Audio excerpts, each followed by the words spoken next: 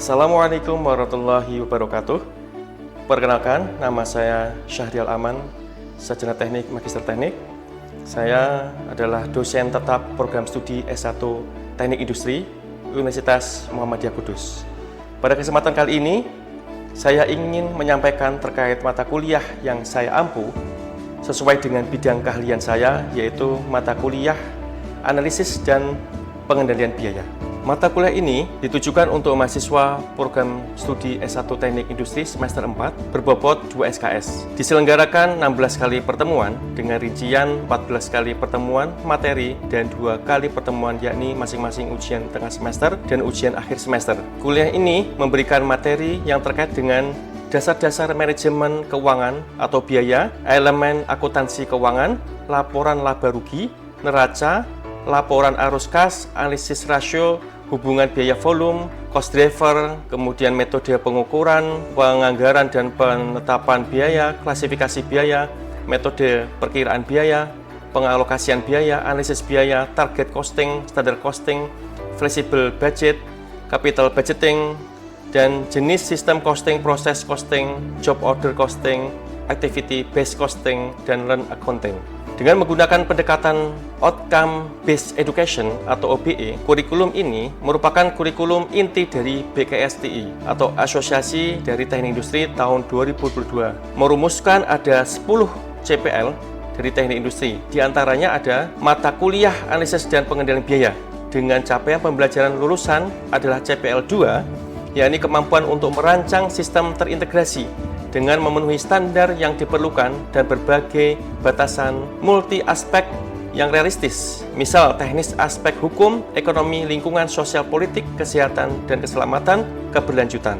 Keterlibatan berbagai pemangku kepentingan dan mengidentifikasi dan atau memanfaatkan potensi sumber daya lokal dan nasional dengan pandangan global di bidang teknik industri. Telah tertuang di RPS, mata kuliah analisis dan pengendalian biaya. Kuliah ini membahas tentang ada CPMK yang pertama, mahasiswa mampu menjelaskan konsep dasar biaya, laporan keuangan teknis, dan arus kas untuk keputusan operasional. Ini menggunakan level kognitif C2, memahami. CPMK 2, mahasiswa mampu menerapkan analisis biaya volume, laba, BEP, cost driver, dan metode pengukuran biaya pada proses manufaktur atau jasa. Level kognitifnya C3, menerapkan. CPMK 3, mahasiswa mampu mengklasifikasi, mengestimasi, dan mengalokasi biaya dengan berbagai pendekatan, target costing, standard costing, flexible budget. Ini menggunakan level kognitif C4, menganalisis. Dan CPMK 4, mahasiswa mampu memilih sistem costing, job order proses, A, B, C, learn accounting, sesuai karakteristik industri modern. Menggunakan level kognitif C5, mengevaluasi. Dan yang terakhir adalah CPMK 5, mahasiswa mampu menyusun capital budgeting sederhana dan mengendalikan biaya proyek dan skenario MBKM, UMKM, startup, dan proyek dari kampus itu sendiri dengan level kognitif C6, menciptakan. Ada 3 hal komponen proses pembelajaran yang kami gunakan. Yang pertama adalah delivery, memberikan materi dan memakai RPS, kemudian media pembelajaran menggunakan gambar, video, kemudian pakai aplikasi Canva, simulasi permainan, dan storytelling. Interaksi atau interaction, komunikasi 2 arah, yaitu menggunakan project based learning, kemudian presentasi interaktif, diskusi, dan tanya jawab. Yang ketiga ada assessment, di mana dalam assessment ini 25% adalah aktivitas partisipatif, 30% penilaian proyek, 10% penilaian tugas literatur, 10% kuis, 10% ujian tengah semester, dan 15% ujian akhir semester. Referensi yang saya gunakan, yang pertama adalah buku referensi karya sendiri. Ini salah satunya. Kemudian dari buku referensi para ahli lainnya, kemudian serta artikel jurnal yang bereputasi yang memiliki keterbaruan agar mahasiswa mampu mengikuti ilmu pengetahuan dan teknologi masa kini. Pada hari ini, kita akan melihat dalam video proses pembelajaran dengan pertemuan ke-13 dengan materi capital budgeting. Metode yang digunakan adalah project based learning oleh mahasiswa dan combined delivery dengan saya sebagai dosen. Selamat menyaksikan. Bismillahirrahmanirrahim. Assalamualaikum warahmatullahi wabarakatuh. Waalaikumsalam warahmatullahi wabarakatuh. Alhamdulillahirrabbilalamin. Asyhadu an la ilaha illallah wa muhammadar rasulullah. Allah syada Muhammad wa ala Muhammad. Teman-teman semuanya, alhamdulillah pada hari ini kita bisa berkumpul kembali untuk mengikuti kuliah analisis dan pengendalian biaya.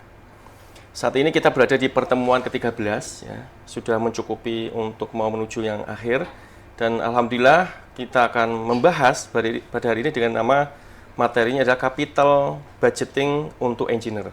Ya. Kemarin sudah tahu ya terkait tentang materi yang kemarin kita bahas ya teman-teman ya. Ya.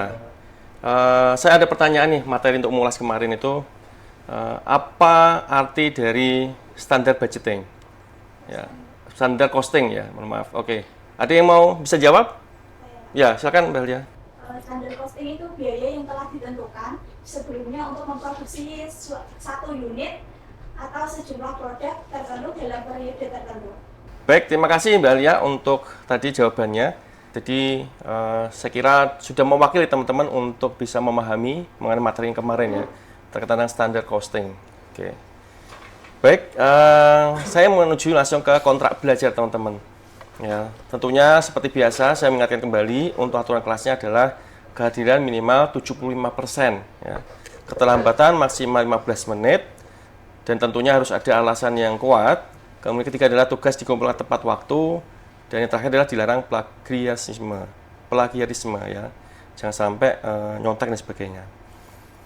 Kemudian yang terkait tentang kontrak kuliah juga, saat ini kita kuliah berada di 2 SKS, berbobot 2 SKS.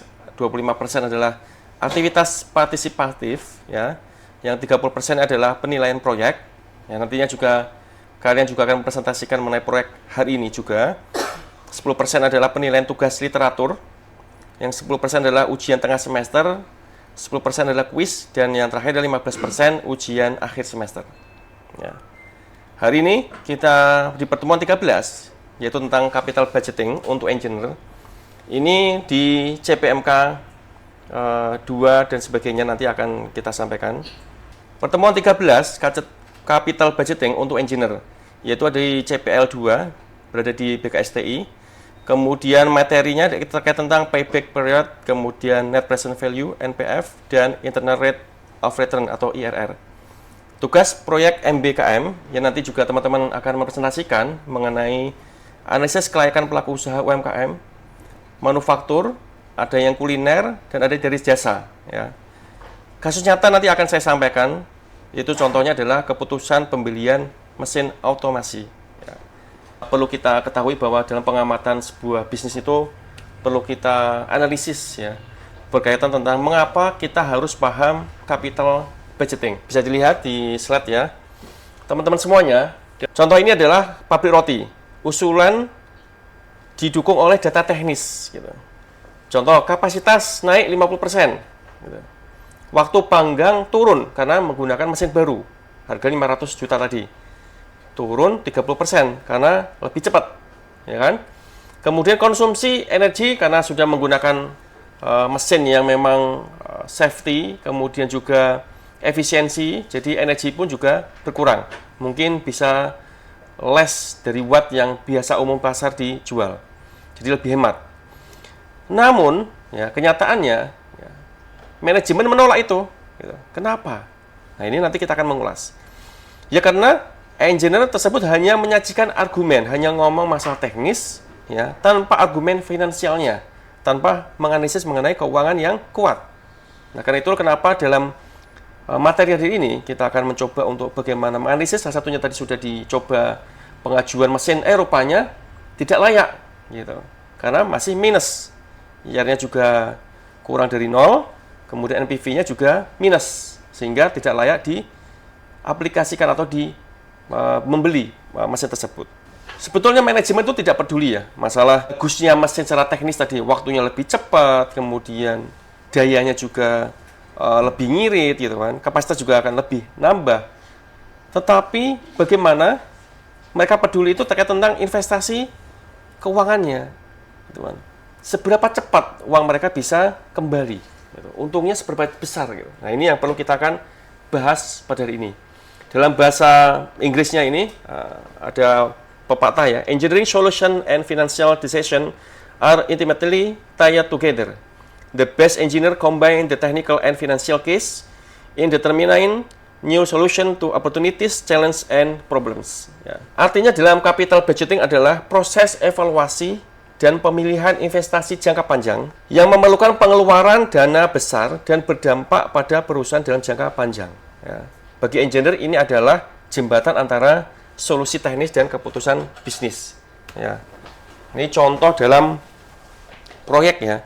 Nah, pertama, pembelian mesin baru. Nah, kira-kira kalau kalian menjadi seorang pengusaha, mau beli mesin apa tinggal langsung beli mesin? Kan perlu dianalisis. Ya kan? Dari segi keuangannya, ya, dari segi teknisnya tadi, kita harus punya argumen yang kuat. Selain juga menganalisis mengenai waktunya juga lebih cepat, produksi meningkat, keuntungan juga meningkat, ya, tenaganya juga lebih lebih berkurang, lebih sedikit, betul. Gitu. Nah, analisis keuangan juga perlu. Ya, bagaimana payback periodnya itu? Dia cepat atau tidak dalam jangka waktunya? Ya, BEP-nya bagaimana? Ya kan? NPV-nya bagaimana? Net present value-nya bagaimana? Dan IRR itu bagaimana? Nah, ini yang akan kita bahas. Yang ketiga adalah ekspansi pabrik. Nah, kira-kira nanti Mbak Alia pengen buka usaha baru minuman jeruk Nusantara, pindah tempat lagi, kira-kira dianalisis gimana target penjualannya, bahan baku dan sebagainya. Ya, investasi sistem otomasi. Ini kalau pakai otomasi ini menguntungkan nggak sih? Apakah hanya sekedar kita meminim pekerja atau memang penghasilan juga bertambah, harganya juga oke dan sebagainya. Dan proyek efisiensi energi. Ya. Nah, konsep dasar nilai waktu uang, time value of money, sebelum memahami metode capital budgeting, engineer harus memahami konsep fundamental. Uang hari ini lebih berharga daripada uang di masa depan. Nah, karena apa? Masanya adalah inflasi. Dulu kalau kita beli 1 juta dia dapat kambing. Sekarang beli kambing 1 juta masih kurang. Yang kedua adalah biaya kesempatan, opportunity cost. Uang yang diinvestasi hari ini bisa menghasilkan return di tempat yang lain. Ya. Yang ketiga, risiko ada ketidakpastian menerima uang di masa depan. Jadi memang tidak pasti. Apalagi kalau sebuah proyek gitu kan, untuk ke depan ini, proyeknya ini bagaimana sih? Kalau tidak dianalisis dengan bagus, itu bisa rugi, bisa kolaps. Nah, ini hari ini kita akan bahas mengenai salah satunya adalah future value. Ya, ini rumusnya. Future value PV kali 1 plus R. R itu adalah di sini ada suku bunga atau tingkat diskonto, diskon rate per period. Kemudian dipangkat untuk jumlah periode waktu. Nah, ini contohnya adalah uang 1 juta dalam kurun waktu 5 tahun itu dengan bunga 10%, dia bisa mendapatkan Rp1.610.510. Nah, contoh. Kalau present value itu kayak dibalik. Ya, dulu sekian, selama 5 tahun, sekarang adalah 1 juta. Diskon rate, tingkat bunga yang digunakan untuk mendiskontokan arus kas masa depan. Ini contohnya menggunakan WACC, Weighted Average Cost of Capital. Nah, ini yang tadi teman-teman sudah bahas, salah satunya adalah PP, Payback Period, periode pengembalian modal. Waktu yang dibutuhkan untuk mengembalikan investasi awal dari arus kas bersih yang dihasilkan proyek. Nah, ini rumusnya, investasi awal dibagi arus kas bersih per tahun. Ya. Rumusnya untuk yang berbeda setiap tahunnya, payback period N plus sisa investasi dibagi arus kas tahun plus 1. Nah, ini untuk kriteria keputusannya adalah payback period ini kalau dia kurang dari umur ekonomis proyek maka layak. Apabila lebih dari umur ekonomis proyek tidak layak. Kelebihannya sederhana dan mudah dipahami, mengukur risiko likuiditas. Ya, kelemahannya mengabaikan time value of money dan mengabaikan arus kas setelah payback period. Nah, ini contohnya nanti kita akan bahas. Nah, ini untuk investasi mobil. Ya. Tadi bilang umur ekonomisnya mobil umum bersekitar 5 hingga 8 tahun. Ya, untuk kendaraan operasional atau pribadi. Dan 7 hingga 10 tahun untuk kendaraan komersial atau layanan umum. Nah, ini contoh, itu adalah umur ekonomisnya. Maka kalau kita hitung sebuah perusahaan rental mobil, ya, membeli 5 unit kendaraan seharga 750 juta, jika keuntungan bersih dari sewa mobil tersebut adalah 150 juta per tahun, maka payback periodnya adalah 5 tahun. Nah, kalau payback periodnya 5 tahun dan tadi sekitar untuk 5 sampai 8 tahun, dianggap aja 8 tahun lah ya mobil ini ya. Maka layak atau tidak ini? Layak tidak? Maka dikatakanlah layak karena kurang dari umur ekonomis. Oke. Selanjutnya, aplikatif pembelian mesin produksi. Sebuah perusahaan manufaktur membeli mesin baru seharga 500 juta. Jika mesin tersebut memberikan tambahan keuntungan arus kas bersih sekitar 125 juta per tahun, ya. Mungkin dia menganalisis secara umum per tahunnya dapatnya sekian gitu. Maka payback periodnya adalah sama dengan 4 tahun.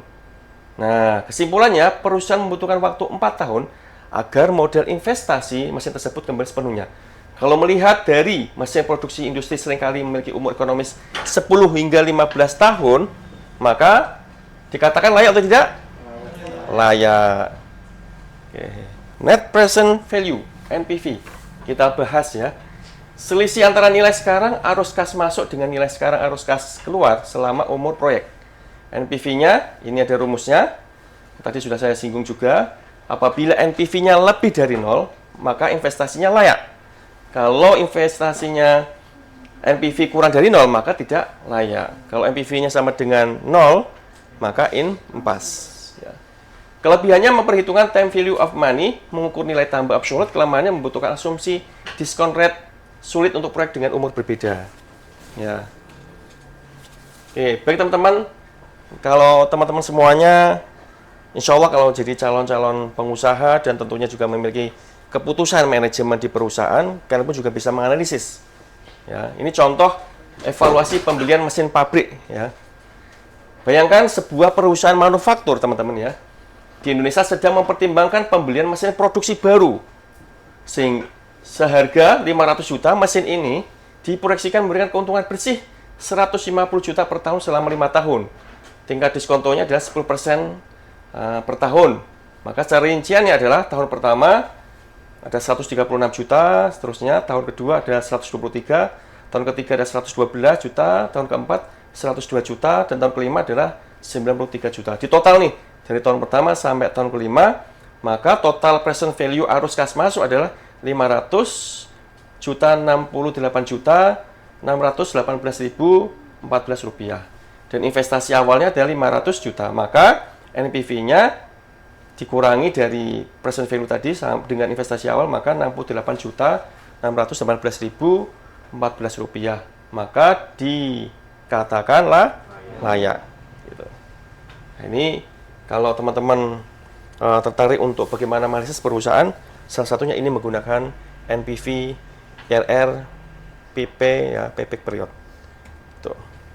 Untuk IRR ini adalah internal rate of return, ya, tingkat pengembalian internal. Nah, ini definisinya ada tingkat diskonto yang membuat NPV sama dengan 0. Ya, rumusnya ini, kriteria keputusannya layak dan tidak layak. Ya, IRR-nya kalau lebih dari WACC itu dikatakan layak. Oke, contoh aplikasinya. Sebuah perusahaan manufaktur mempertimbangkan untuk membeli mesin baru seharga 200 juta. Ya, mesin tersebut diproyeksikan menghasilkan arus kas bersih sebesar 60 juta setiap tahun selama 4 tahun ke depan. Untuk mengetahui apakah investasi ini layak, perusahaan menghitung IRR dari arus kas tersebut. Ya, ini studi kasusnya adalah investasi mesin baru 200 juta, ya ini kemudian arus kasnya 60 juta, umur ekonomisnya 4 juta. Ini contoh adalah mesinnya. Ya, ini rumusnya. Kemudian kita hitung nih dengan mencoba trial errornya. Karena MPV-nya adalah 0. Ya. Tadi kalau banyak tadi contohnya dia langsung pakai interpolasi tadi, langsung dapat jawabannya. Kalau saya langsung mengurutkan dari mana asal-usulnya. Ya, NPV, diskon kita coba untuk 8% dulu. Bagaimana hasilnya? NPV 8% ini, karena ini adalah investasi awal adalah pakainya 200 juta ya. Kita pakai rumusnya tadi, hingga ketemu dapatlah NPV 8% dengan total ini semuanya, maka dapatlah minus 1.272.000. Maka masih negatif. Berarti belum. Ya, terlalu rendah ini. Nah, tunggu, kita coba lagi untuk yang cari RR yang positif. Ketika 6%, maka didapatlah totalnya adalah 47, totalnya, ini belum totalnya ya. Sekitar 47.525 ini 621. Nah, ini di mana pakai interpolasi, teman-teman. Ini interpolasi dari yang 8% sama 6%. Ya, maka didapatlah NPV, maaf tadi NPV-nya adalah 7.900.000 dengan minus 1.222.000 ini. Kemudian pakai interpolasi, maka didapatnya adalah IRR 7,72% per tahun. Artinya apa? Investasi 200 juta ini menghasilkan tingkat pengembalian efektif 7,72% per tahunnya. Maka dikatakan investasinya adalah ketika dia kurang dari 7,7 yang WACC, maka investasinya layak. Apabila lebih, maka investasi tidak layak. Ya. Baik, selanjutnya adalah simulasi proyek. Silakan untuk mahasiswa bisa mempresentasikan proyek yang sudah diamati pelaku usaha yang sudah ditemukan. Silakan, mungkin Mbak Ria dulu, silakan. Di sini kita mengambil industrinya stand minuman Jeruk Nusantara yang beralamat di Jalan Jurang RT 3 RW 5 Gebok Kudus. Kami dari kelompok 3 yang diwakilkan saya Alia, di samping saya Abil, dan di sampingnya lagi Tavia. Kita mendapat data dari stand minuman Jeruk Nusantara dengan biaya tetap, bisa dilihat dari atas datanya, kemudian biaya variabelnya dan data penjualannya. Di stand minuman itu harga jualnya umumnya 4.000 dari beberapa varian. Terus kita yang pertama fixed cost atau biaya tetap. Biaya tetap ini diambil dari sewa tempat, listrik dan air itu mencakup jadi satu dengan nominalnya 625. Gaji karyawannya 2 orang, yaitu 1 bulannya itu 2.400.000, penyusutan alatnya 228.666. Totalnya menjadi 3.253.666 per bulan. Variabel cost-nya diambil dari bahan baku dan kemasan, bisa dilihat di tabel atas. Kita membaginya per cup-nya ya, dengan sehingga didapatkan totalnya 1.817.000 per cup. Terus kita mengambil BEP. BEP-nya ada 2, yaitu BEP unit dan BEP rupiah. BEP unit dengan rumus biaya tetap total per harga jual per unit dikurangi biaya variabel per unit. 3.253.666 dibagi 4.000 kurangi 1.817 sehingga didapatkan 1.490 unit. Untuk BEP dalam rupiahnya, rumusnya biaya tetap total dibagi 1 kurangi biaya variabel total dibagi penjualan total, sehingga didapatkan 5.961.825. Sekarang lanjut yang internal rate of return atau IRR. Investasi awal Rp10.534.000, arus kas bersih tahunan Rp6.137.520, umur investasinya 5 tahun. Menghitung NPV pada 50%. Faktor PV 5 tahun pada 50%. Hasilnya seperti ini. Jumlah faktornya 1,7366. PV cash flow-nya Rp6.137.520 dikali 1,7366. Hasilnya Rp10.657.822. NPV 50%, Rp10.657.822 dikurangi Rp10.534.000, hasilnya Rp123.822. Hitung NPV pada 51%. Jumlah faktor PV 5 tahun sama dengan 1,6955. PV cash flow sama dengan Rp6.137.520 dikali 1,6955. Hasilnya Rp10.405.192. NPV 51% sama dengan Rp10.405.192 dikurangi Rp10.534.000. Hasilnya minus Rp128.808. Hitung IRR. IRR sama dengan 50% ditambah Rp123.822 dibagi Rp123.822 dikurangi minus Rp128.808 dikali 51% dikurangi 50%, hasilnya 50,49%.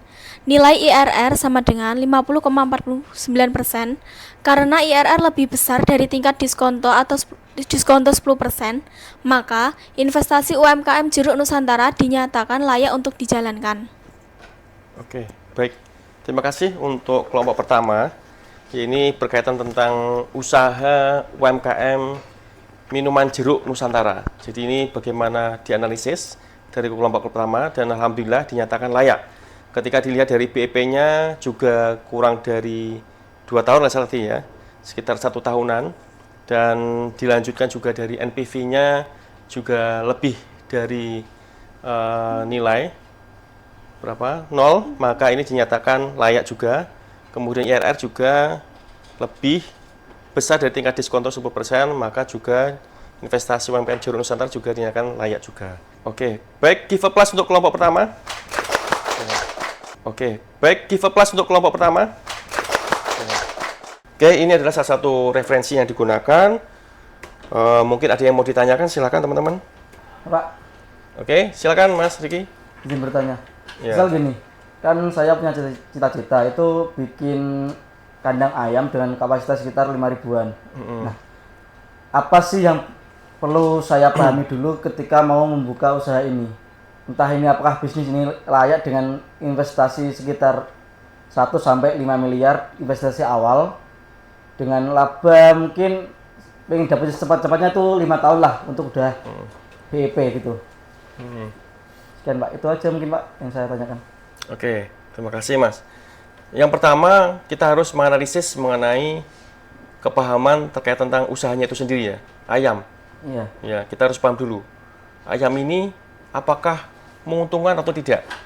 Dalam arti, biasanya di beberapa tempat ini kalau dia tidak kuat kerjasama dengan perusahaan, kalau di tempat saya itu ada kerjasama dengan pokpen ayam, itu banyak yang tidak gulung tikar, artinya banyak kan berhasil. Tapi kalau dia jual sendiri, kebanyakan tergantung arus naik turunnya harga. Jadi bagaimana menganalisis, yang pertama adalah marketnya apakah dengan kapasitas 5.000 nanti itu, dengan mau mandiri atau mau kerjasama. Itu dulu, pertama, dianalisis dulu. Kemudian, dengan modal 1M sampai 2M, tadi kira-kira dia BEP-nya bagaimana? Dia masuk dengan kurun waktu cepat, ya, atau mungkin dengan jumlah sekian kalinya untuk menghasilkan keuntungan dari penjualan ayam tersebut. Nah, kedua, penyakit. Yang ketiga, dia tidak bisa bertumbuh dengan baik. Yang keempat adalah beberapa musim ini kalau posisi kandangnya tidak bagus, sangat panas, itu juga akan mengakibatkan suhu ruangan itu juga sangat panas. Itu juga akan mengakibatkan ayam tidak bagus hasilnya, gitu. Karena posisi tanahnya juga harus bagus posisinya, tidak kena sinar matahari dan sebagainya. Memang banyak pertimbangannya. Kemudian selanjutnya adalah payback period, Mas. Ya. Kira-kira modal yang tadi itu cepat nggak untuk kembalinya, payback periodnya. Ya, kemudian analisis NPV-nya, ya kira-kira ini dengan waktu 5 tahun tadi dengan diskon rate-nya adalah 10%, kira-kira hasilnya dia positif atau negatif. Ya, kalau dia positif, go ahead, silahkan untuk dilanjutkan. Ya, kalau negatif ya jangan, nanti malah rugi. Ya, kemudian dilanjutkan dengan IRR, kita cari NPV yang 0, ya, berapa nilai persentasenya. Kalau dia lebih dari 0, maka bagus untuk dilanjutkan. Tapi kalau minus, ya jangan dilanjutkan, nanti akan juga merugikan buat kalian dalam berinvestasi berbisnis itu sendiri. Baik, kita tutup dengan baca alhamdulillah kembali. Alhamdulillahirabbil. Assalamualaikum warahmatullahi wabarakatuh. Terima kasih atas menyaksikan video pembelajaran kami. Sebagai penutup, dalam sekian video rekaman proses pembelajaran untuk mata kuliah analisis dan pengendalian biaya pada program studi S1 Teknik Industri Universitas Muhammadiyah Kudus. Video ini digunakan sebagai salah satu syarat penyusunan dokumentasi pernyataan diri dosen dalam unjuk kerja Tridharma Perguruan Tinggi PDDD UKT PT sertifikasi dosen tahun 2026. Terima kasih. Assalamualaikum warahmatullahi wabarakatuh.